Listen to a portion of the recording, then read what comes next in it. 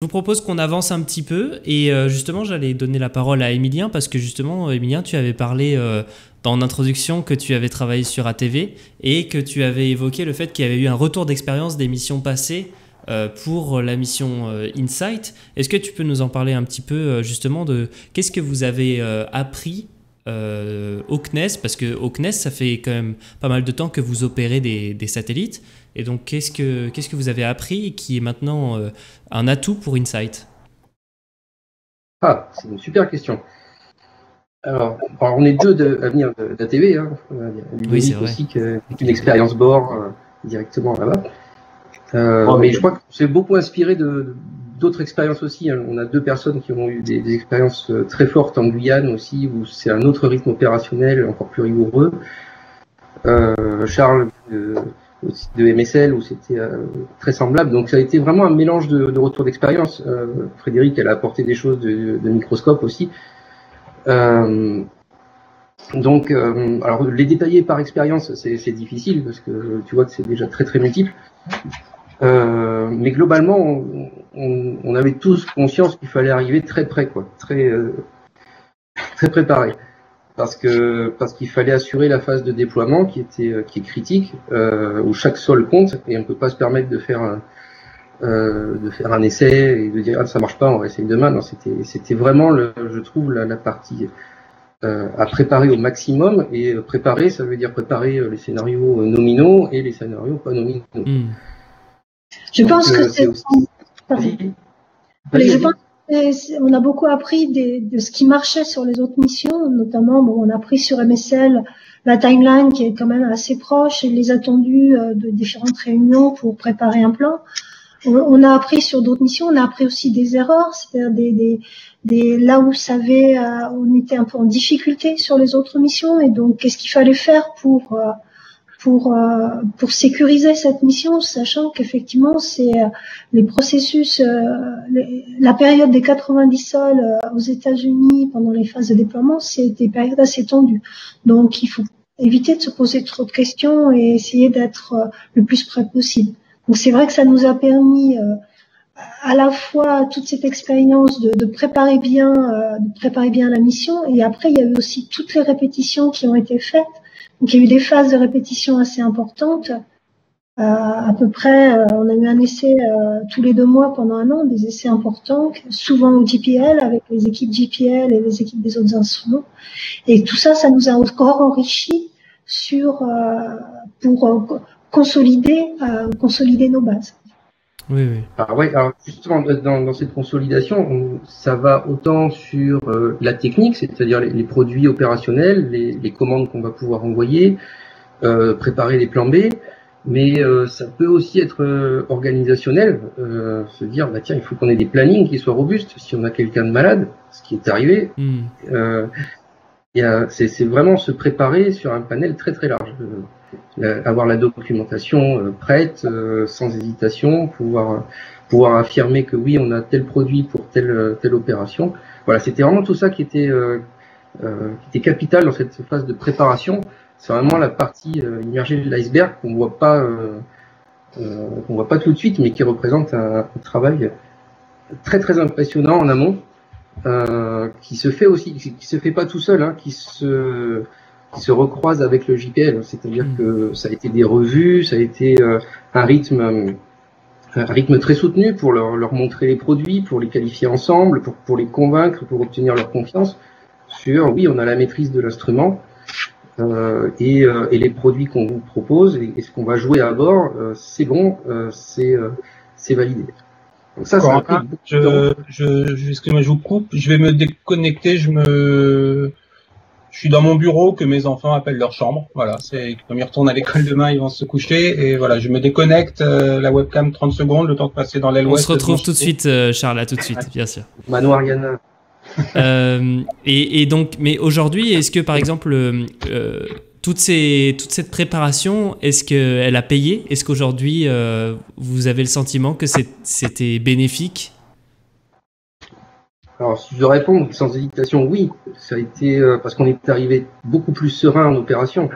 On avait, si tu veux, c'est comme si on était parti avec une une caisse à outils parfaitement équipée. On est arrivé sur place. Et On connaissait les outils, on avait tout et c'était répété avec des pannes. Je pense qu'on est arrivé avec un bon niveau. Ouais. Et donc c'était absolument nécessaire. Et aujourd'hui, tout se passe bien sur Mars avec les procédures que vous avez mises en place. Tout est bon, quoi. Ah oui, je trouve. Après, on s'adapte et il y a des choses. On arrive avec des concepts un peu théoriques et puis la pratique montre que on peut faire un peu autrement. Mais oui, ça continue de vivre. C'est pas figé. Tout marche bien, mais on améliore en permanence en fait. On est sans arrêt confronté à de nouveaux cas et donc on essaie d'améliorer aussi pour rendre les opérations le plus fluides possible, demandant le moins de travail, de ressources humaines possibles. Donc, en fait, on est quand même encore toujours dans des phases de développement, de recherche d'amélioration, d'outils, de procédures, etc. Même après 1 an et demi de mission. Et surtout, il faut pas oublier que Mars c'est loin et qu'il faut pas qu'on se trompe. Donc plus on est préparé, plus on sait ce qu'on va rédiger, plus on sait ce qu'on va mettre dans une commande, et moins on a d'intervention humaine, moins il y a de sources d'erreur. Parce que une fois qu'on a fait une erreur et que le problème est là-bas, c'est pas toujours facile de réparer. Oui, c'est pour ça qu'il y a des...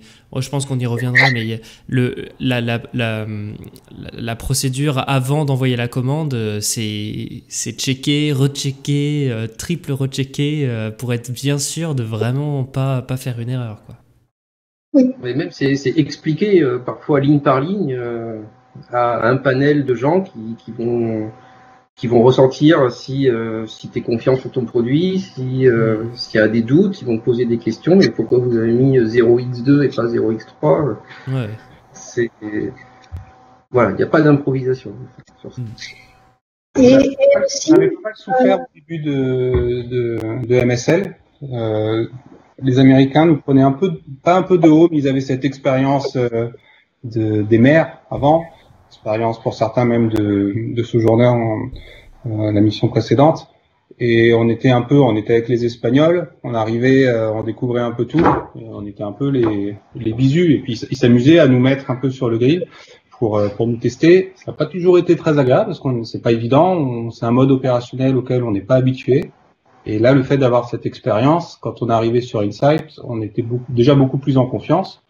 Et puis on était beaucoup plus intégrés dans l'équipe opérationnelle avec le JPL. On était un peu plus mis au même niveau qu'on l'était. Il y avait moins d'instruments aussi que sur MSL. Donc ça nous a vraiment profité. On a pu orienter beaucoup de choses aussi parce que nos interfaces au JPL, elles venaient pas forcément de MSL au début. Il y en a beaucoup qui venaient de Cassini, de la mission Dawn. Donc ils n'étaient pas forcément habitués aux missions martiennes. Nous on était encore en plein dedans sur MSL. Donc on a aussi pu apporter pas mal de choses là-dessus parce que ils ont beau être au JPL, ils n'ont pas forcément travaillé sur des missions martiennes. Je ne vais pas entendre dire on leur a rien appris, ils n'ont pas besoin de ça, mais on parlait de manière beaucoup plus sur un pied d'égalité, de manière beaucoup plus fréquente que sur MSL. Ça nous a clairement vraiment servi, quoi. Ok, super. Et alors, ouais, vas-y, Frédéric. Non plus que le JPL ne veut pas qu'on envoie des ensembles de commandes qui n'ont pas été validées. Donc, on a intérêt à anticiper un maximum, à valider, de façon à avoir une bibliothèque de commandes qui soit, on va dire, suffisante pour assurer une bonne partie des opérations. Et donc on va chez eux, on va s'entraîner chez eux. Je vois la planche là. On appelle ça des ORT, Operational Readiness Test. On a la même chose au CNES, ça s'appelle des RG, des répétitions générales. Au JPL, ça s'appelle ORT, ils ont un banc de test, et l'idée, c'est que toutes les équipes viennent au JPL, et puis on teste les opérations, on teste les processus opérationnels, on valide nos produits, on se met en situation, on se met dans les salles de contrôle, on s'entraîne à parler. Rien que s'entraîner à parler dans un micro, c'est pas facile. Le nombre de fois que je me suis fait avoir, ils ont des micro-casques. Moi, j'avais pas l'habitude au CNES, avant. J'étais pas dans les opérations avant d'être sur MSL. On a des micros avec, vous savez, un micro-casque avec des écouteurs avec un micro qui qui peut se relever. Ouais. Et en fait, on parle dans des boucles vocales. Et le nombre de fois que j'ai parlé dans le micro avec le micro relevé, en fait, ils me disent mais on vous entend pas. Et là, t'as l'air bête parce que tout le monde te regarde. Et ouais. C'est la même chose en stream quand tout le monde me crie mute, mute, mute. C'est que voilà, c'est pareil. Heureusement qu'on a des entraînements, ça. C'est un peu pour le truc. Et puis au bout d'un moment, on s'y fait quoi. Je suis en train de gérer des affichages en même temps, hein, ne vous inquiétez pas, c'est normal, normalement c'est bon. Ouais, je peux peut-être rajouter juste un petit truc. Ouais, vas-y, Vidéo. Moi, je trouve que tu parlais de l'expérience ATV au départ, et finalement ce que ça nous apprend, c'est pas tant, on n'a pas réutilisé des outils d'émission comme ATV, c'est vraiment qu'est-ce que c'est que les opérations. Donc les opérations, c'est un monde d'équipe déjà, avec une finalité vers une mission. Je pense que toutes les opérations, on ça en commun, avec des procédures, avec des qualifications et des entraînements donc derrière, et puis aussi des outils sols. Voilà. Moi, j'ai vu en Guyane des opérations avec des temps de réaction quand le lanceur dévie, il faut intervenir sur le lanceur en quelques secondes. Sur la TV, quand on était en phase de rendez-vous, il faut réagir en quelques minutes. Quand on était en phase de croisière, c'est plus de l'heure. Et sur Mars, là, on est plus sur un cycle de une semaine, comme m'expliquait Charles.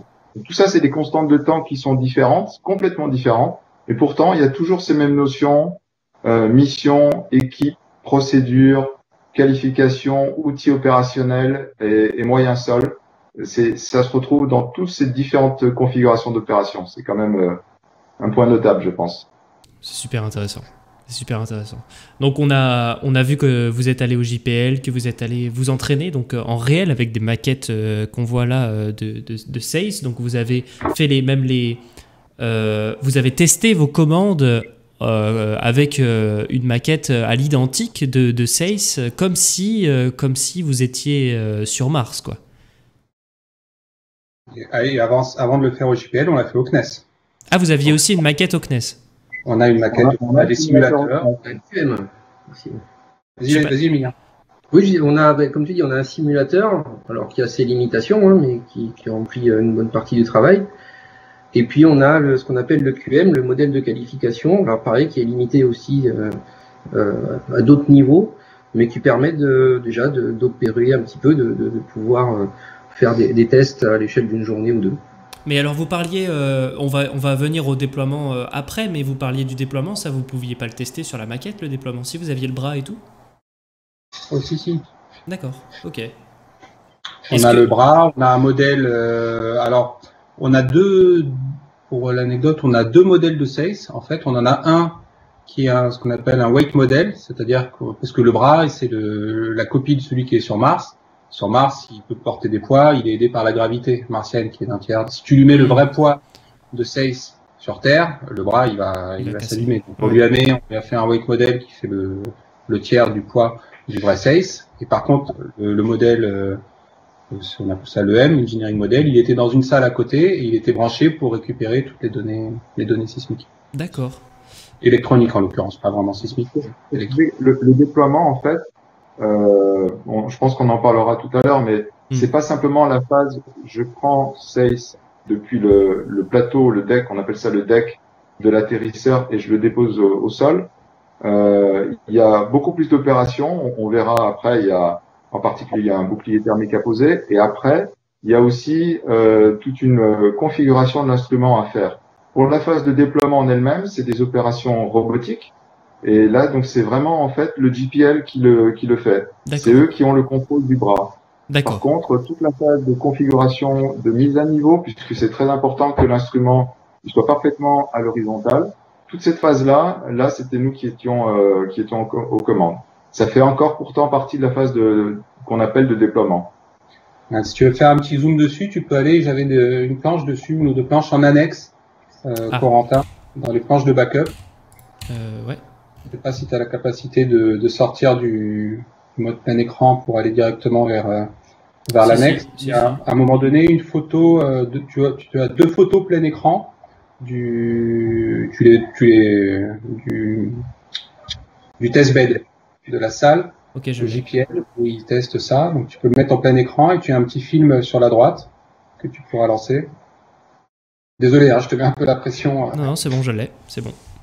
C'est géré. Voilà. C'est géré. Et donc, tu vas.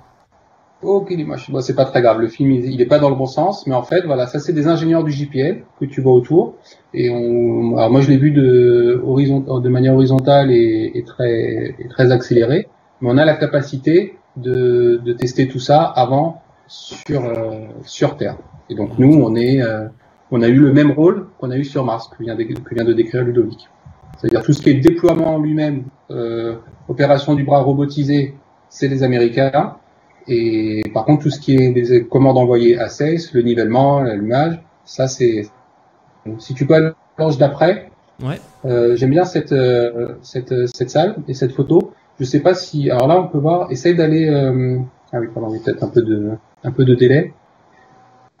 Là, on voit la salle. En fait, ça c'est ce qu'ils appellent le testbed aux États-Unis, au JPL. Et si tu vois en bas à droite, tu vois des panneaux solaires qui sont en fait le modèle de test des mers, donc Spirit et Opportunity. Est-ce que tu vois sur la gauche un système une espèce de bras avec un module, une sorte de boîte à chaussures en haut à gauche, sur la gauche. En fait, ça c'est le bras de Mars 2020. Donc c'est le modèle de qualification de tout le modèle de caching qui va récupérer des échantillons pour Mars 2020.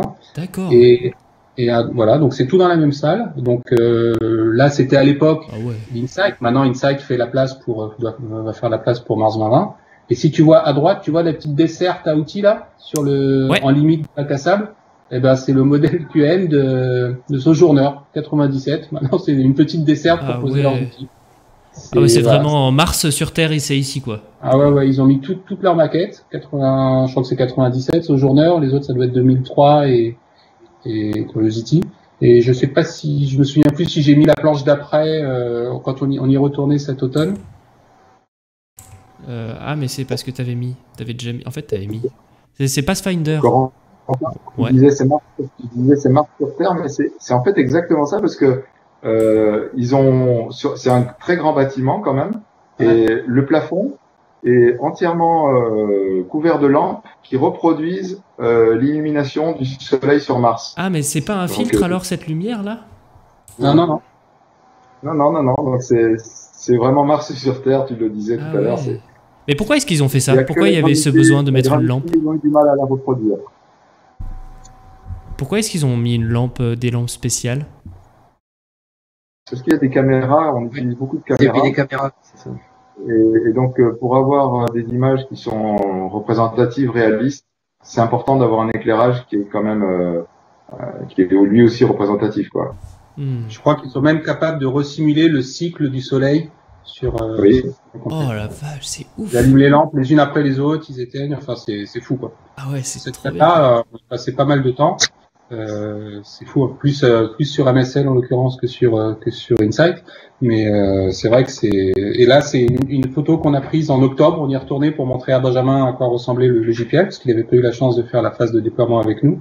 Donc là en octobre c'est Curiosity qui était revenu dans cette salle-là. La maquette de Curiosity, ça a dû changer depuis. Hein. Je pense qu'Insight est toujours en place parce que ce que vous voyez dans le sac plastique gris, c'est la taupe HP Cube qui a été surélevée sur une petite caisse pour faire les tests de forage en ce moment. Ça a dû changer depuis, hein. Je suis pas certain que Curiosity soit toujours là, mais à gauche, sur la caisse. À l'intérieur, c'est le modèle de HP Cube, modèle de calibre de HP Cube. Et bon, après, il va falloir faire la place pour les nouvelles missions. Donc, c'est pas mal d'histoires de l'exploration martienne dans une seule pièce. Ça fait quoi, Benjamin, d'entrer dans une salle comme ça? C'est impressionnant, hein, c'est super. À côté de spatial, c'est vraiment impressionnant. C'est un moment qui est génial. Tu vois tout. Enfin, tu vois que le lieu est chargé. Enfin, en histoire, il y a eu plein de rovers qui sont passés par là. C'était une très belle semaine, c'est sûr. Et tu peux me rappeler pourquoi c'était pourquoi que tu étais allé? J'ai oublié. C'était un STM, c'est-à-dire un STM meeting. C'est là où tous les scientifiques, enfin toutes ces personnes du projet, de toutes nationalités se rejoignent et on va discuter des avancées scientifiques du projet.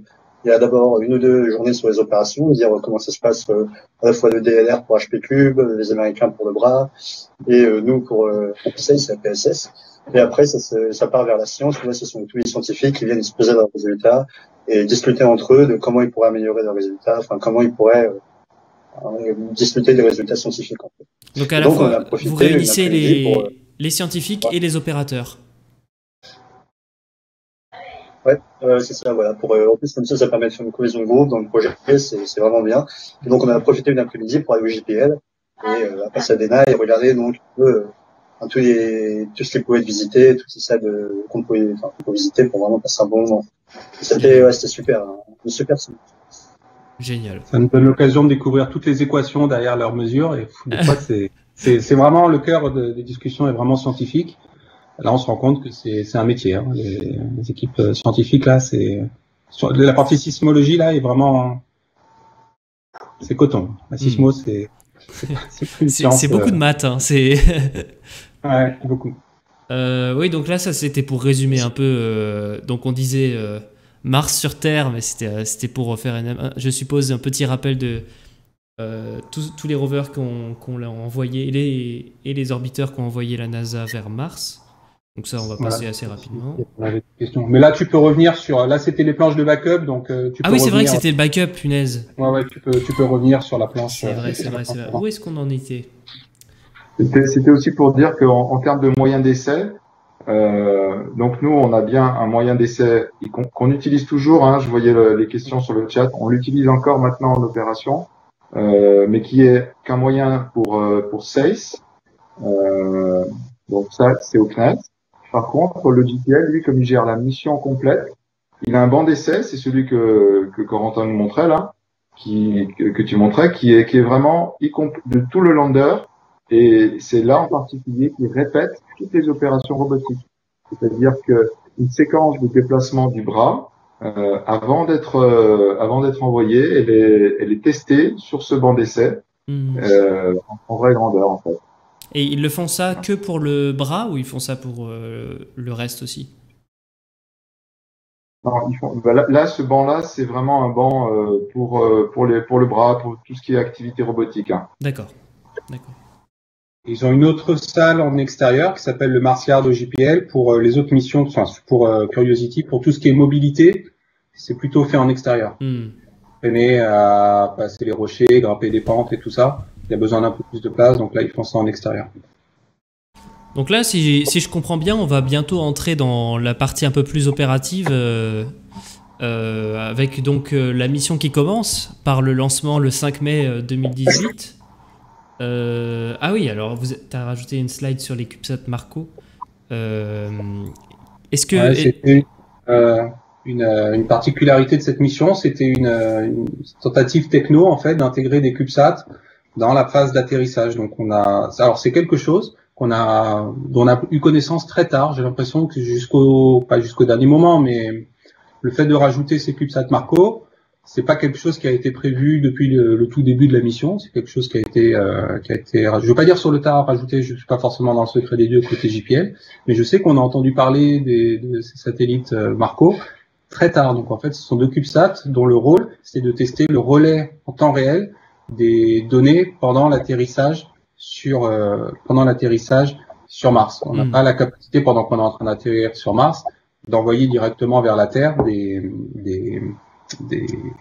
données en haut débit en temps réel. Donc il faut soit avoir la chance. C'est pour ça aussi que les atterrissages sur Mars sont très précis, très phasés. On sait déjà à quel moment on va atterrir, à quelle heure, parce que on sait qu'à telle heure, on va avoir la possibilité d'utiliser tel satellite comme relais, ce genre de choses. Et là, le JPL a fait une tentative un essai avec les CubeSat Marco de relier ces données vers la Terre. Donc en fait, les données de la descente directement vers la Terre. Et ça a été assez spectaculaire. Si tu passes, si tu appuies un coup ou deux même sur le truc, ils ont pris une photo pendant la séparation et après ça a pris des photos alors qu'on a découvert qu'après l'atterrissage, en fait, on approche de Mars. Alors c'est quelque chose qu'on n'a pas l'habitude de voir sur les missions martiennes parce que en général les spacecraft, les vaisseaux sont repliés sur eux-mêmes. Quand l'image c'est dans le noir pour faire du test. Ouais. Et là, on a vu ça. Moi, l'image que tu vois à droite avec le panneau solaire et Mars, j'ai découvert pendant je savais même pas qu'on allait prendre une image pendant l'arrivée sur Mars. Je sais même pas te dire à quel moment cette image a été prise, mais on l'a découverte pendant la conférence post-landing. Génial. Ça a dû être une belle surprise. Ah ouais, c'était chouette. Hein. C'est super. Donc ça, c'était assez spectaculaire, ça a vachement bien marché. Puis je pense que ça va se généraliser pour les prochaines missions vers Mars. Le principe de relayer des données ça se passe à l'EDL, Entry, Descent and Landing, en temps réel avec des CubeSats. C'est déjà prévu sur Mars 2020? Je sais pas dire. Okay. Fred ou Ludo, vous savez peut-être mieux que moi. Je sais pas sur Mars 2020 s'ils ont prévu de le faire ou pas. Non, je sais pas, mais je sais qu'il y a il y a plein de projets là sur des CubeSats pour des missions extraterrestres, on va dire, interplanétaires, y compris, je crois, vers Vénus, il y en a. Donc, c'est quelque chose qui bouge, ouais. Super. Bah, c'était les premiers CubeSats hors dehors de l'orbite terrestre. Oui. Ouais. Donc c'est quand même ça a prouvé l'efficacité et en fait ça a apporté un plus à la mission. Ah, et puis alors on passe évidemment à une phase clé évidemment de la mission, l'atterrissage. Alors là, on a tous en tête les images de joie des équipes au JPL qui se sont pris dans les bras quand on a entendu touchdown confirmed. C'était assez impressionnant à voir en vidéo. Et vous étiez au JPL à ce moment-là? La plupart d'entre nous, pas Benjamin, parce qu'il n'avait pas eu la chance d'avoir rejoint la mission encore, mais oui, Emilien, Fred, Ludo, et avec le reste de l'équipe développement. Génial. Et vous étiez dans la salle alors? Ici? Ou derrière? On était dans la salle. Alors si tu vas sur la planche, sur la salle d'après, sur la slide d'après, tu vois la salle où ils avaient regroupé toute l'équipe science. Parce que nous c'est à gauche là. Donc tous les jolis petits polos noirs, c'est les gens du CNES. Et ça c'est la salle où les équipes instruments ont pu suivre l'atterrissage. Et si tu reviens juste sur la salle d'avant pour te donner la petite anecdote, vous étiez au courant de l'anecdote des cacahuètes sur Mars? Pourquoi ils bouffent des cacahuètes non. tous les atterrissages? C'est quoi cette histoire? En fait, ils ont ça dans les salles de contrôle, ça en haut, et les cacahuètes au milieu, c'est des photos que j'ai dû prendre la veille ou le jour d'avant. Il y avait personne dans les salles, donc ça faisait vraiment le calme avant la tempête. Ils ont eu, alors je crois que c'était sur les missions Ranger, je crois qu'elle s'appelait, pour repérer un site d'atterrissage pour Apollo sur la Lune, pour les missions Apollo. Je crois que c'était au début des années 60. Ils avaient eu plusieurs échecs. Et puis à un moment donné, ils ont mangé des cacahuètes, un peu par hasard. La mission a bien marché. Donc après, ils ont perpétué cette tradition de manger des cacahuètes. Ils appellent ça les Lucky Peanuts. Alors pendant les phases critiques, alors pendant les lancements, pendant les phases d'atterrissage. Je crois qu'après il y a eu 2 missions où ils se sont amusés à pas le faire, ça a pas marché, donc ils ont dit bon, c'est pas vrai. Ils sont ultra superstitieux. Et ils sont très superstitieux là-dessus. Il y avait eu un petit panneau qui expliquait que bon, c'est quand même, s'il y a bien un endroit où la superstition a pas sa place, c'est bien dans ces salles-là. Et puis en fait, si quoi. Et donc ils passent les cacahuètes, on mange des cacahuètes. Juste avant, ils font ça avant chaque phase critique, donc ça s'est généralisé pour les atterrissages sur Mars, et je crois qu'ils font ça également pour les lancements. Je sais pas te dire si c'est généralisé à toute la NASA, si c'est spécifique au JPL, mais je crois que c'est quelque chose qui est assez généralisé en termes de gris-gris des cacahuètes. C'est rigolo comme anecdote. Et il y a Simon qui nous dit sur le chat que les CubeSats Marco étaient aussi justifiés parce que il n'y avait pas d'orbiteur qui puisse faire le travail de relais au moment de l'atterrissage apparemment, et que apparemment pour Mars 2020 il y aura un orbiteur positionné, donc il n'y a pas forcément le besoin de ça. La chance qu'on a eue aussi sur InSight, entre guillemets la chance, c'est d'être repoussé de 2 ans. Le lancement initial était prévu en 2016 et je crois que ces 2 ans supplémentaires ont permis aussi d'intégrer le CubeSat dans l'équation. Après, on aurait pu fonctionner sans Marco. C'était vraiment, je sais pas quel est le terme, c'est pas du proof of concept quelque chose, mais c'était vraiment du test techno. Ouais. Pour vérifier que ça marche. On pouvait atterrir sans les CubeSats. Simplement, on aurait eu les données un petit peu plus tard. Entre le moment où, c'est pas compliqué, on a atterri, il a fallu, moi j'ai fait il y a un endroit où il y a toute la presse, j'ai peut-être fait 300 mètres, tu vois, entre le moment où on a atterri et le moment où je suis allé à la zone de la presse. Et on m'a déjà, j'ai pas d'arrivée, on m'avait demandé de commenter une image, la première image sur Mars, que j'avais même pas vue, j'étais même pas au courant qu'on avait reçu une image, et je la voyais de loin, elle était un peu floue avec plein de trucs. Alors là, ils te demandent de commenter une image que tu découvres en même temps qu'eux, c'était un peu touchy, mais du coup, tout ça pour dire qu'on a reçu les images très très rapidement. C'était déjà pareil sur MSL alors qu'il n'y avait pas le Marco parce qu'il y avait le satellite relais qui était bien placé. Sur InSight, effectivement, il aurait fallu attendre un peu plus longtemps. Je me demande si ça se chiffre pas en heures, en tout cas au moins plusieurs minutes avant de recevoir toutes ces données. D'accord. Très intéressant. J'ai une petite souvenir de cet atterrissage, c'est justement par rapport à cette image. Je me rappelle de l'image qui au départ était très floue, et parce que c'est des images qui sont comprimées, et petit à petit on recevait les données, et donc petit à petit elles devenaient de plus en plus nettes. Et donc au départ c'était vraiment presque décevant, quoi. Et en après, temps réel, la définition augmentait. Oui, mais alors on parle de quelques minutes, quoi, mais il y a une telle pression pour la communication, surtout au JPL, tu vois, pour afficher très rapidement donc la première image, que même si l'image n'est pas complètement reçue, ils commencent à la décompresser et on a un truc qui est un petit peu flou, et puis petit à petit ils affinent, quoi. Et il y avait ce côté-là qui était assez marrant, ça m'a marqué pendant l'atterrissage. Et tu vois que la photo reçue, elle est quand même relativement bon, hein, c'est pas les images qu'on a aujourd'hui, hein. C'est à la gauche, il y a de la poussière évidemment parce que quand ça arrive, il y a des rétrofusées, donc ça souffle tout un tas de sable, de poussière, tout ça. Il y a un cache sur la caméra qui est là pour protéger les caméras, et il y a aussi beaucoup tu sais encore tu vois dans les coins, parce que tu vois les bouts noirs dans les coins, en fait c'est le cache qui est dessus, donc on voit vraiment pas très très bien. Au début, bon, on est content, ça veut dire qu'on est posé, qu'on est sur Mars. Quand tu vois cette ligne d'horizon, ça fait vraiment plaisir. Et puis tu vois tout de suite la belle pierre qui est juste devant. Tu dis c'est là à peu près là qu'on est censé poser notre instrument. Ça va peut-être être plus touchy que prévu, quoi. Quelle est la distance à la pierre là? On se rend pas bien compte de l'échelle.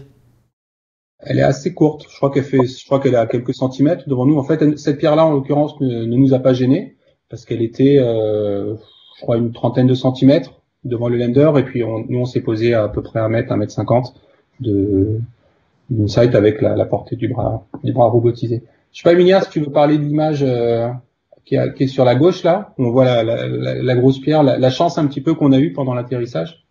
Oui, c'est ça. C'est en fait il y a eu une campagne un peu d'inspection du terrain peu après l'atterrissage pour faire un peu un état des lieux, qui était vraiment une tâche ingénierie JPL, de souvenir. Et quand on a vu cette image-là, on s'est dit waouh, on n'est pas passé loin, quoi. Ça aurait pas été tout à fait pareil de poser le pied là-dessus, complètement bancal ou j'en sais rien. Oui, bien sûr. C'est la grosse pierre qui est juste à droite du bras là, la tige blanche, le bras. Ouais. Je pense que je vois c'est celle-ci là. Je montre avec le stylet. Attendez. Ce que je voulais dire, c'est que du coup, il y a quand même une grosse part d'incertitude, de chance en fait. Quand on atterrit sur Mars, il y a des cailloux partout. Donc, on va bien tomber ou pas. Même si on a tout réussi, toute la phase, tout bien. À un moment donné, il y a peut-être un caillou en plein milieu. Alors, on a quand même choisi pour SAIS, puisque c'est pas une mission qui a un objectif de reconnaître des terrains accidentés spécifiques. Donc on a choisi comme le lieu d'atterrissage une très grande plaine. D'ailleurs on le voit très bien sur le paysage, hein, il y a pas de montagne, il y a rien, qui s'appelle Elysium Planitia. Donc c'est une très grande plaine de façon à éviter au maximum justement tous les reliefs. Mais tu as raison, en fait on peut toujours tomber sur un caillou à la fin. Et voilà. Et en fait, sur InSight, la technologie d'atterrissage, c'était avec donc des rétrofusées. Donc on comptait quand même sur ces rétrofusées pour blaster loin tous les petits cailloux, toutes les pierres, on va dire pas trop grosses alentour.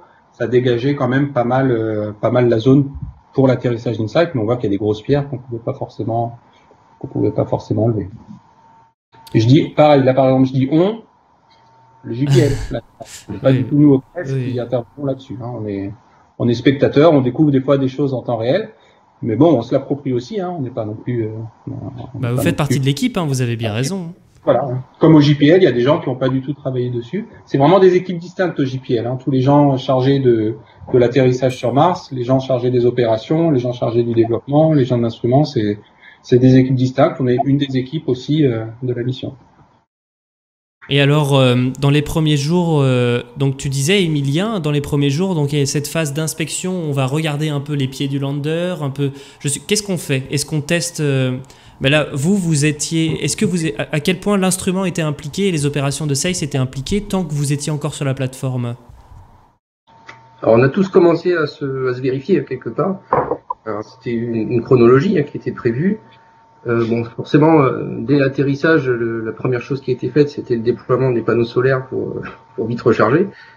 Et puis voilà, donc toute cette phase d'inspection, chacun a regardé son matériel. Nous, je sais qu'on a commencé aussi avec une première séquence bord dédiée qui allumait l'instrument, qui allumait différents composants de l'instrument pour vérifier les télémesures, pour vérifier qu'il n'y avait pas de dégâts, qu'on était dans les gammes attendues. Donc c'était déjà aussi, alors après l'atterrissage, après les premières images qui étaient déjà, je vous cache pas, une émotion assez forte. C'est les 7 secondes de terreur, là, 7 minutes de terreur de l'atterrissage où on entend juste un décompte d'altimétrie en disant bon, espérons qu'à 0 on soit encore vivant, et que derrière voilà, on voit cette image magnifique où on se dit bon, c'est plein de poussière mais ça va être notre bureau pendant un petit moment. Et ensuite de commencer à recevoir la télémétrie de notre instrument dans notre équipe qu'on décortique nous, qu'on est les seuls à comprendre dans l'équipe Global Insight. Waouh, ça aussi c'était grand. Et puis ça s'est bien passé. Enfin, l'instrument, on a vu tout de suite que tout répondait, que rien n'avait été endommagé pendant le voyage ni pendant l'atterrissage. Donc gros ouf de soulagement, grosse satisfaction déjà. Ah, ça doit être fou quand on envoie les premières commandes et qu'on reçoit bien ce qu'on attend de l'instrument, ça doit être un soulagement de dingue quoi. Ouais, c'est ça. Voilà, tout ce qu'on a prévu depuis des mois, on dit ça y est, on commence à le voir. On a tel type de signal. Alors après, nous voilà, on est opération, donc on est un peu transverse sur l'instrument. On connaît les VBB, on connaît les différents composants, mais après on avait aussi sur place des experts de chaque composant qui eux en déduisaient encore des choses plus fortes que nous. Commençaient les premières interprétations scientifiques à la hâte. Donc il y avait une émulsion très forte. Je me rappelle d'une photo de groupe devant l'écran géant du premier tracé de courbe qui était très sympa. Je sais pas si tu l'as mise dans le diaporama. Pas celle-là. Si je sais plus, si je crois pas celle-là.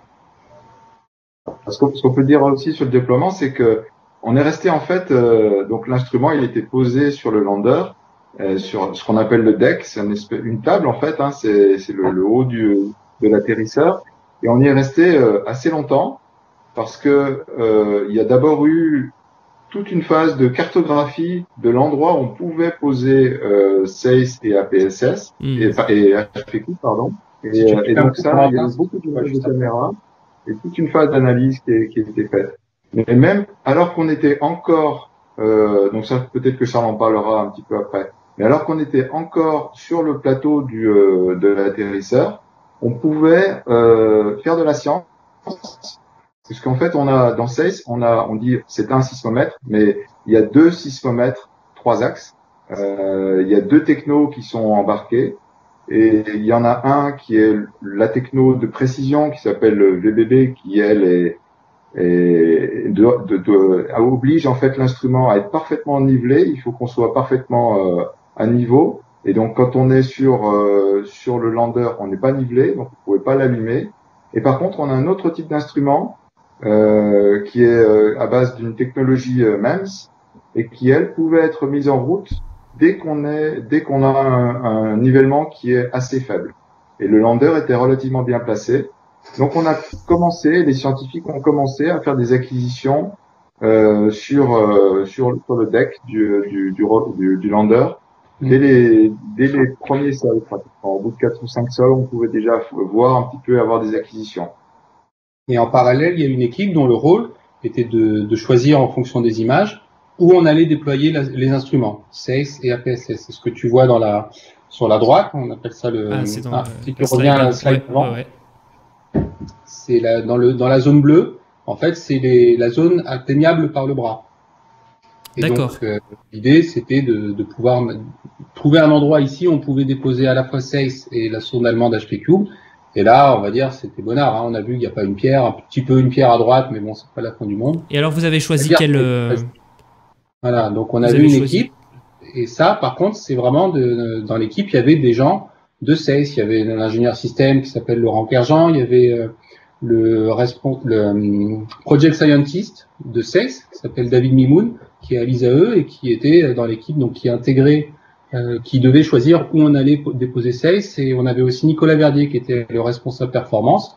Et donc, c'était le représentant de SACE dans ce groupe-là de dire, nous, on pense que SACE, il faut le poser ici. Et c'est validé par le PI aussi, qui est Philippe Legnonnet de l'IPGP, le PI de SACE. Et ça c'est quelque chose qui se passe en parallèle des opérations, des opérateurs qui envoient les commandes, qui reçoivent des données, des scientifiques qui font de la science, des gens qui bougent le bras. Enfin, il y a eu beaucoup de process en parallèle. Et ça a mis 10 jours à peu près pour confirmer où on allait poser SACE. Et David est là ce soir d'ailleurs dans le chat. Oui, bienvenue, bonsoir David. Bienvenue David.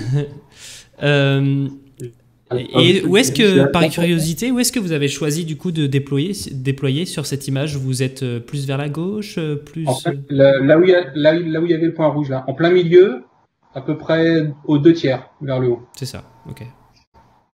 Ici. Et en fait, il y avait entre les deux zones bleues, non plus vers la droite. Ah, attends, il y a un petit délai. Tu m'as dit que le bras pouvait atteindre que les zones bleues. Voilà, au plus loin, tu pouvais aller en limite de zone bleue et au plus près, en bas. Donc, mais entre les deux là, aussi. Entre les deux, ouais. En fait, non, pardon, pas la zone bleue, c'est les limites de ce qui est atteignable par le bras. Donc en fait, il a fallu se poser dans le croissant qui est au milieu là. D'accord. En fait, la zone bleue, c'est le périmètre de la zone atteignable par le bras. Et donc alors avant, on avait un scénario success oriented. On avait déjà défini les positions les plus optimales en fonction de la position relative des câbles, des orientations nord-sud et tout ça. Et donc on a déposé les instruments à peu près aux endroits qui étaient prévus. Et je crois que c'est David d'ailleurs qui a sélectionné le site pour SACE, qui a proposé le site pour SACE et qui a été choisi. D'accord, super intéressant. Ça peut paraître long parce qu'on parle d'un process qui dure presque plus d'une dizaine de sols. Mais c'est en fait pas aussi simple que ça, parce que déjà, il faut redescendre au sol toute la zone où le bras peut accéder, et redescendre ces informations-là sous forme d'une cartographie 3D, parce que c'est important d'avoir la notion de 3D. Et après, il faut prendre en compte donc la première phase de récupérer toutes ces télémesures, elle peut être assez longue. On utilise les caméras qui sont sur le bras robotique pour ça. Et la deuxième phase après, c'est qu'il faut prendre en compte les contraintes des instruments. Par exemple, pour SACE, c'est important qu'il n'y ait pas de cailloux dessous, de façon à ce que on puisse le mettre le plus près du sol, puisqu'il doit mesurer en fait les déplacements du sol. Il a trois petites jambes, si vous voulez, et si les jambes sont trop élevées, en fait, ça introduit des mouvements perturbateurs. Le couplage est moins bon avec le sol. Et donc c'est pas bon pour la mesure scientifique. Donc pour mettre l'instrument au plus près du sol, il faut choisir un endroit où il y ait le moins de cailloux possible. Ouais. Il faut aussi éviter qu'il soit trop près de HP-Cube, parce que HP-Cube, évidemment, vous avez vu, il y a une espèce de sonde qui a un gros marteau en fait qui tape très régulièrement. Et ça, si on le met trop près de SACE, ça sature complètement la mesure. Donc on a intérêt à séparer les deux instruments. Voilà. Donc il y a un certain nombre de contraintes. Ce qui justifie vraiment qu'il y a eu un gros boulot fait pendant ces 10 à 15 sols, pratiquement, pour choisir les endroits où les instruments sont posés.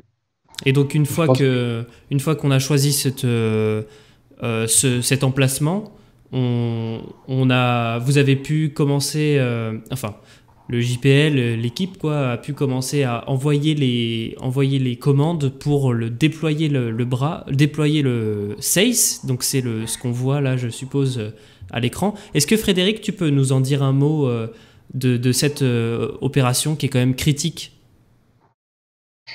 C'était une période c'est assez particulier parce qu'il faut pas oublier que la seule façon que l'on peut savoir si les opérations sont bien passées, c'est d'avoir les images. Donc il faut programmer, il faut que les images redescendent, on regarde les images et on continue. Donc il y avait un certain nombre d'étapes. D'abord il y a eu les pyrons qui ont permis de libérer Seyss de son emprise sur le deck. Après, il a fallu accrocher Seyss avec le grappin. Donc, ça veut dire que le JPL programme le grappin, accroche Seyss et on attend l'image pour vérifier que le grappin est bien accroché. Et tout ce déploiement, c'était un certain nombre d'étapes. Et en plus, on était dans une période, je me souviens, où on avait des données que tous les 2 jours. Donc, faites quelque chose et vous devez attendre 2 jours pour avoir la réponse. C'était assez tendu, assez stressant, je trouve. Il faut une quinzaine de jours pour faire tout ça, non? C'est ce que je me demandais là. On a fini juste avant Noël. Le déploiement, c'était juste avant Noël, un peu de temps avant Noël. Donc, ça nous a pris effectivement pas mal de jours pour faire ça. Et quel était le rôle de l'équipe d'opération du CNES à ce moment-là? Vous êtes plutôt passif à ce moment-là? L'instrument est éteint? Justement, alors avant non, c'est-à-dire, je voulais insister sur ça, c'est-à-dire que dès qu'on a atterri, nous on a commencé aussi à se mettre on et on avait des opérations un petit peu plus complexes dans le sens où l'instrument n'était pas encore protégé par la coupole, là, le WTS qu'on voit aussi sur l'image, qui à terme le protège du vent, la poussière, etc. Donc on avait Seyss qui était dans des conditions qui étaient tolérables, mais on faisait beaucoup plus attention aux contraintes thermiques et autres. Donc c'était des opérations de mise on, mise off, des instruments qui étaient des senseurs qui étaient un petit peu particuliers pendant cette période-là. D'accord. Et ensuite, effectivement, pendant le déplacement, on était off et on a attendu les images impatiemment. Et je me rappelle d'une soirée, voilà, où on s'est réunis à plusieurs dans le centre du JPL et les salles opérationnelles n'avaient plus rien d'opérationnel. C'était Il y a des photos, planches d'après. Ouais, c'était une soirée entre copains à prendre les images, quoi. Génial. Une pizza dans le centre opération. Voilà, on a commandé des pizzas et puis là, oui, on attendait tous que ça arrive. Je crois que c'est ça, c'est cette soirée-là. Là. Frédéric, vous voulez rajouter quelque chose? Avant que la première image arrive, s'il y avait une tension, c'est vrai, assez importante dans cette salle. Parce que dans cette salle, il y avait donc les gens du JPL qui sont responsables du bras et des acquisitions d'images et responsables du déploiement. Et il y avait l'équipe Seyss, une bonne partie de l'équipe Seyss qui était venue pour voir les résultats de suite. Donc c'était un moment où, quand c'était assez tendu. Et quand la première image est arrivée et qu'on a vu que Seyss s'était posé sur le sol, ça a été tout de suite une explosion. Voilà. Surtout que, faut être honnête, les Américains ont quand même une joie assez expansive, très démonstratif, oui. Très démonstratif. Ah, vous étiez connectés avec les Américains en même temps? On était dans la salle avec eux, on était dans la même salle. Ah, c'est au JPL, ça? Oui, au ça milieu, c'est là. Et la photo en bas à gauche, c'est l'équipe de déploiement JPL, c'est-à-dire l'équipe qui était en responsabilité avec le bras, d'attraper les instruments et d'aller les poser au sol. D'accord. Personne au premier rang, là, un peu, voilà, lui, là, avec la grosse chemise et le crâne un peu chaud.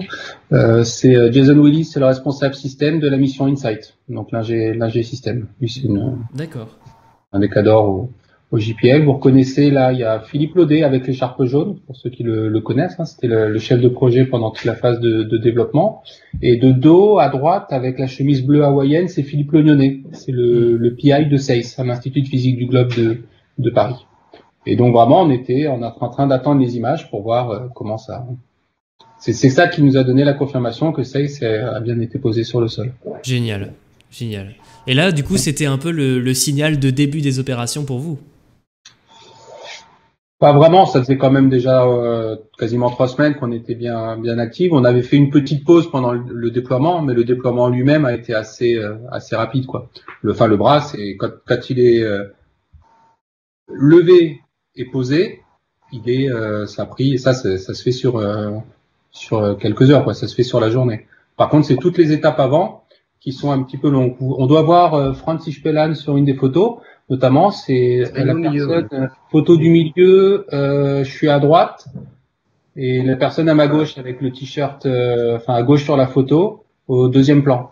Voilà, avec le t-shirt Insight, lui, c'est la personne, il travaille au CNES, ingénieur méca, qui a développé le système qui a accroché SACE sur le deck. Et donc il y avait un système, des Frangibolt, un système de cradle, je vais pas trop rentrer dans le détail, mais il devait s'ouvrir pour libérer SACE, pour pouvoir être déposé sur le sol martien. Donc il est venu au JPL exprès pour ça. Quand on a ouvert les Frangibolt, le système d'attache, il fallait s'assurer, c'était une température qu'on surveillait, des courants, il fallait qu'on confirme que les pieds s'étaient bien ouverts, parce que sinon si tu tires sur l'instrument alors qu'il est toujours accroché au deck, alors là t'arraches tout, là c'est pas bon, hein. C'est pas des scratchs, c'est vraiment des choses qui sont bien crantées. Ouais. Et du coup ça c'est quelque chose qui a été fait vraiment juste avant, c'était la dernière étape avant le déploiement. Donc on a fait venir l'expert pour ça. Alors pas vraiment pour dire ok c'est bon les courants sont bien, c'est plus en cas de problème, il y en a un qui s'ouvre pas, bah qu'est-ce qu'on fait quoi? Potentiellement rien. Mais voilà, c'était une étape assez touchy. Et ça, c'est un sous-système qui avait été développé complètement par le CNES. Donc c'est Franz qui avait mené ce développement. Et il est sur AMMX maintenant. Il travaille, je crois que j'ai vu passer Simon Tardivelle. Ils travaillent ensemble sur AMMX. Génial, c'est génial. Et donc, ok. Et il y a encore une dernière étape. Après, c'était le déploiement du WTS, c'est-à-dire de la protection thermique. La protection thermique qui va recouvrir SACE. Donc pareil, c'est le TPL qui était en charge de prendre cette protection, d'aller la poser sur SACE. Donc la poser est bien centrée. Et donc cette protection, il y a une partie rigide et puis il y a une espèce de jupe qui descend jusqu'au sol, qui permet de couvrir tout le sol. Et une fois que la protection a été posée, la jupe ne s'est pas dépliée. Donc là, c'était un peu angoisse parce qu'on s'est dit, mais si elle se déplie pas, on ne sera pas protégé thermiquement, pas protégé des vents et des poussières. Et il y a un des spécialistes côté JPL qui a dit, non, mais attendez, c'est le froid. Et effectivement, après, on a vu sur les images la jupe se déplier petit à petit.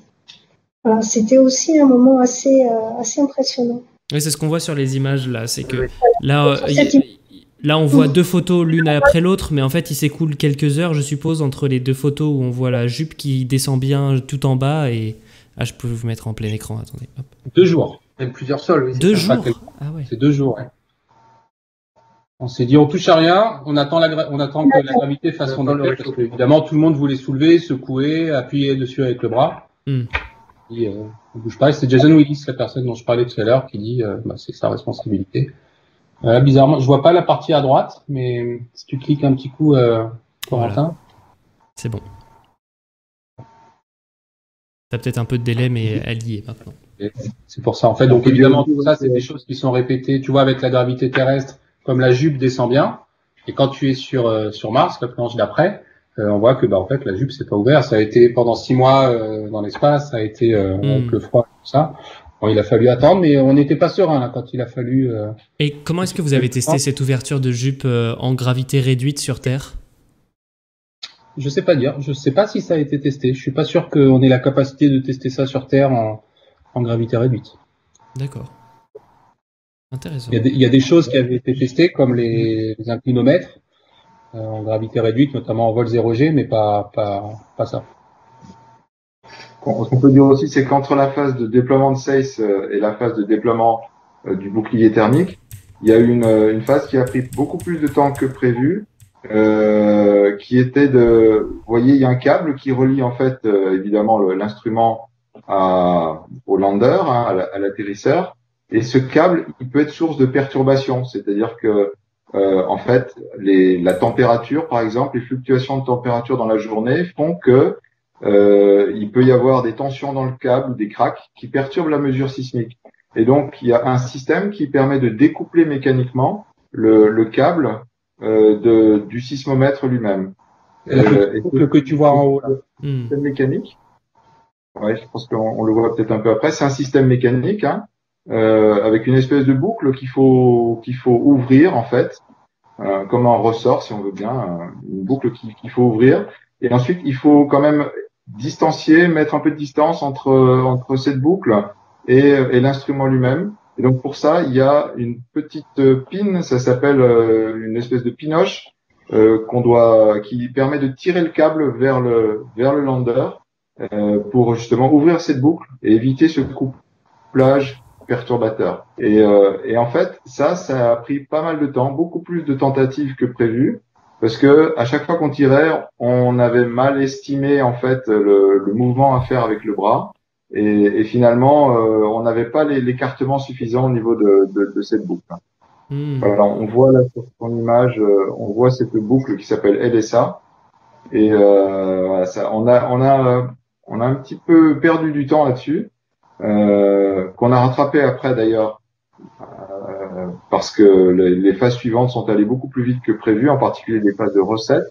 Mais sur cette phase de déploiement, là, d'ouverture du LSA, donc entre le dépôt de SACE et la mise en place du WTS, on a galéré, on va dire, pour justement ouvrir cette boucle LSA. Mais c'était l'accrochage du grappin et le mouvement du bras, qui c'était extrêmement critique puisque se tromper de quelques centimètres, ça pouvait endommager le câble définitivement. Donc c'était une opération extrêmement...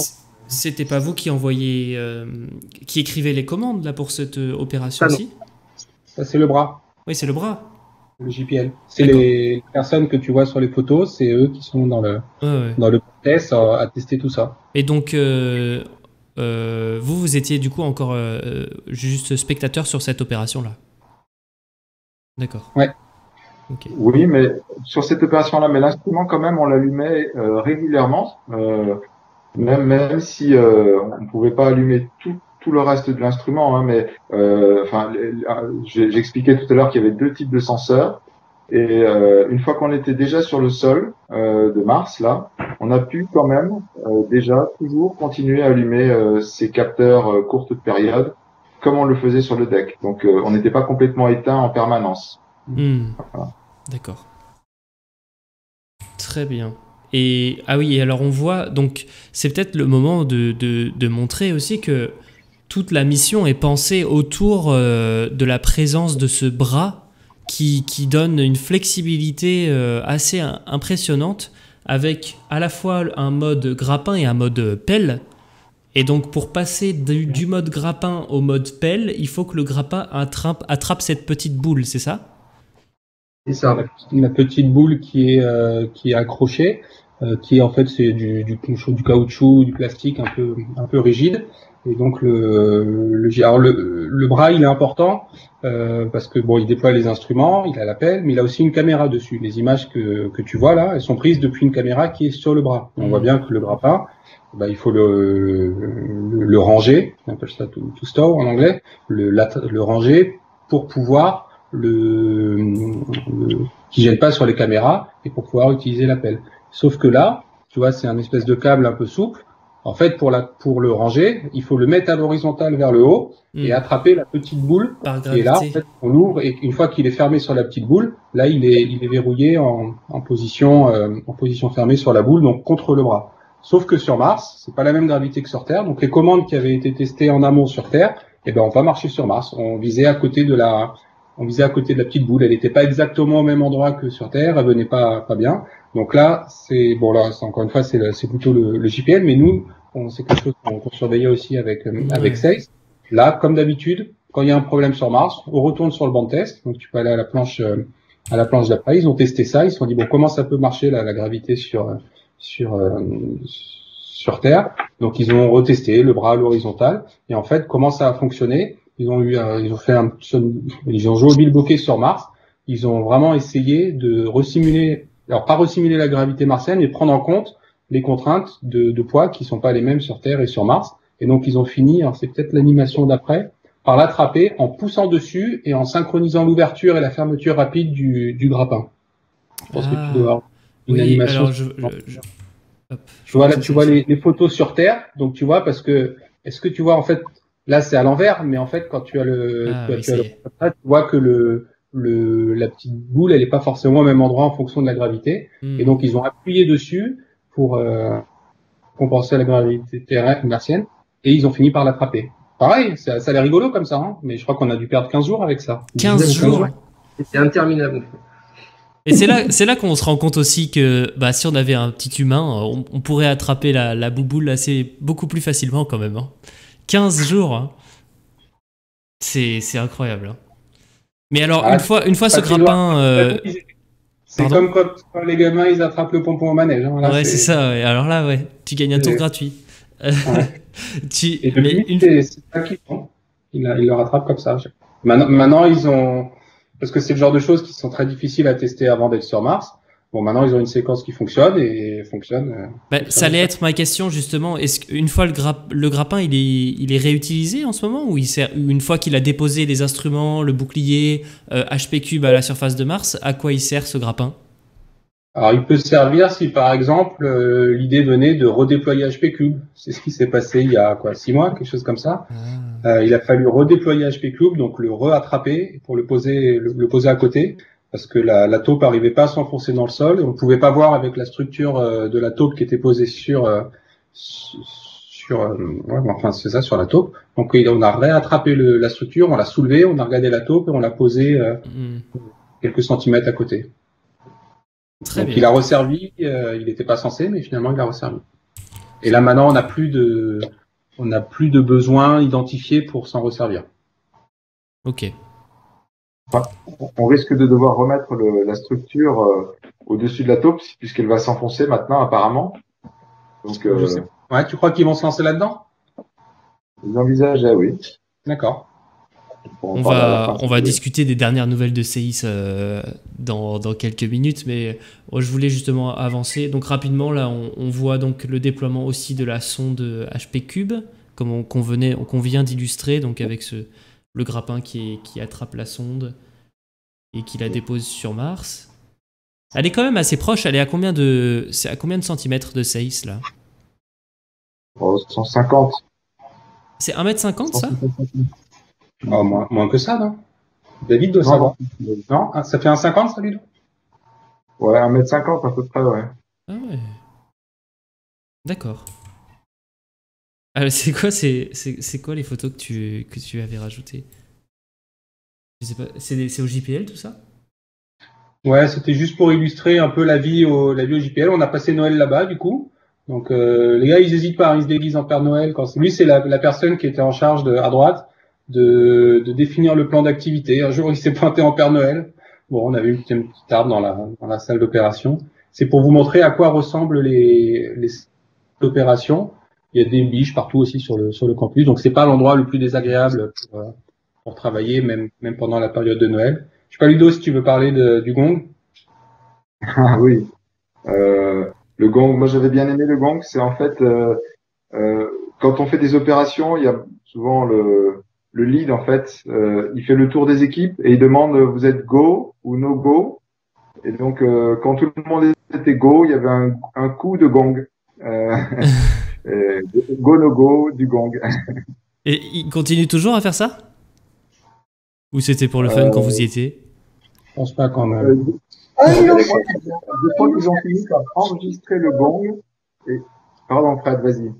Ils l'ont fait récemment, je me souviens plus pourquoi, mais oui, mais je crois qu'ils ont par enregistrer le gong et le diffuser sur un smartphone, un truc comme ça. C'est beaucoup moins. Et la photo qui est en bas au milieu. Ouais. C'est juste pour te donner un exemple de à quoi ressemblent les opérations. Donc là, c'est Emilien qui était aux commandes, à gauche là, avec à côté de Frédéric que tu vois debout. Ouais. Emilien derrière l'ordinateur. Et ça, c'était un jour, on avait un peu traîné à envoyer nos commandes. Et les commandes, elles doivent être envoyées au moment où et livrées au JPL, au moment où il faut qu'elles soient livrées pour pas rater l'uplink vers Mars. Et là derrière, ce que tu vois, c'est le JPL. T'as le mission manager, t'as le responsable de l'uplink, t'as la responsable des payloads qui attendent derrière toi, les bras croisés, qui te dit bon, on vous attend les gars. Et là, ça se met une pression. Alors quand c'est 5 minutes, ça va. Là, je crois que ça faisait 1 heure qu'Emilien il galérait pour envoyer les séquences. On avait un problème sol, je crois, et c'était pas facile à résoudre, et on avait dû contourner, et du coup, on a enquillé plus d'1 heure sur la programmation, et je te cache pas, chaque minute pèse. Et il y avait vraiment les gens derrière en mode bon. Ouais, c'est t'as le responsable de l'uplink au milieu. Derrière, c'est Shire, je crois. T'as celui dont le rôle c'est de mettre toutes les séquences ensemble et de les envoyer. À droite, t'as la responsable du payload. Et t'avais le mission manager qui était pas loin aussi. C'est marrant. Et tu vois, c'était pas tout seul. Il y avait Fred qui était là pour m'aider. Ouais. Donc il y a une solidarité. Dans les problèmes comme ça, c'est pas débrouille-toi. L'équipe est là et Et Oui, on se bien répartit sûr. la charge du problème. Ouais. 1 an et demi après, c'est marrant, là, sur le coup. Alors, Benjamin, je suis désolé, je sais qu'on t'a pas donné beaucoup la parole parce que pour le moment, tu n'étais pas encore dans l'équipe à ce moment-là, mais t'es arrivé encore plus tard que les premières images qu'on voit ici, non? Ah oui, oui, je suis arrivé où ils étaient revenus des États-Unis. Les opérations de surface avaient repris, donc tous les instruments avaient été commissionnés. Et c'était le début des sessions de hammering, de HP Cube, en fait, comme on l'appelle. Ah oui, d'accord. Donc c'était aux alentours du sol, 20, 130. Donc déjà, ouais, l'émission avait été bien lancée, tous les produits ils étaient disponibles. Donc ouais, je suis arrivé un peu plus tard dans le projet, ça, c'est sûr. Et là, la photo qu'on voit, c'est aux alentours de quel sol? On est à quelle période? Retour à Toulouse, là, c'est à quelle période? Et début mars, à peu près. Ah, il y a mars la 2. date sur le graphique. Je sais pas si c'est en modèle américain. C'est 4 juillet ou... Non, ça c'est le 7 7 avril, avril. parce que c'est le premier, c'est la date du premier séisme sur Mars, mais Benjamin est arrivé à peu près à ce moment-là. C'est en fait après la phase de déploiement, on était tous délocalisés au JPL pour faire les opérations.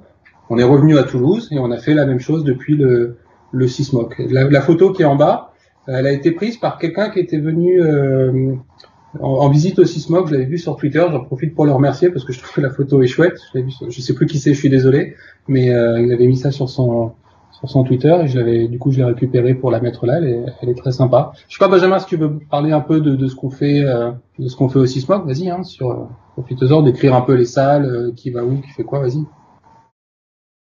Ouais, ça peut être... Dans la description des salles. Bah, la description de ce qu'on voit un peu, quels sont les... Enfin, explique-nous un peu ce qu'on voit ici. Ouais, alors là, en fait, sur la photo centrale, on voit donc le modèle, le simulateur de QM dont on a parlé bien tout à l'heure. Donc c'est ce modèle qui peut être utilisé pour des tests, mais c'est rarement le cas. Sur la droite, on a vraiment le Sismoc en lui-même avec on voit qu'il y a une personne, enfin derrière la personne en bleu, on va dire que c'est les postes GDS, c'est-à-dire pour toutes les opérations sol. Donc là, c'est vraiment toute l'équipe sol qui est ici, qui va effectuer tous les traitements. Et de l'autre côté, c'est plus des postes bord, c'est-à-dire où c'est là où on va effectuer, préparer nos séquences, analyser les résultats qui se sont passés dans la semaine et faire nos téléconfs avec les Américains ou des Allemands pour préparer les activités de l'instrument. Et voilà, effectivement, c'est la salle où on passe beaucoup de temps.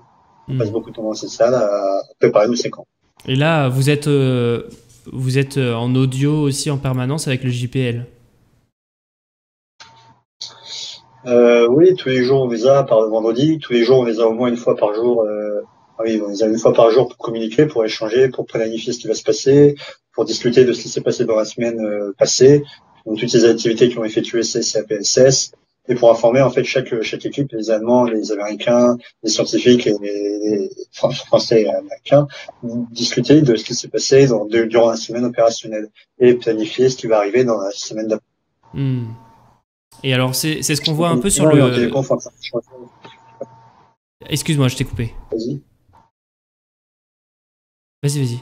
Moi, je disais qu'on passe quand même au final beaucoup de temps on passe beaucoup de temps à communiquer, que ce soit donc avec les scientifiques pour identifier les besoins des scientifiques, qu'est-ce qu'on va devoir récupérer comme données, qu'est-ce qu'on va faire comme activité sur l'instrument, à la fois CCAPSS, et également beaucoup de temps donc avec les Américains, où on va leur expliquer ce que nous on veut planifier. Donc, comme disait tout à l'heure, je sais plus qui, vraiment faire l'interface entre l'instrument et les scientifiques. Les scientifiques on récupère leurs besoins et après on va envoyer donc convertir ces besoins en des produits opérationnels qui vont être envoyés vers l'instrument.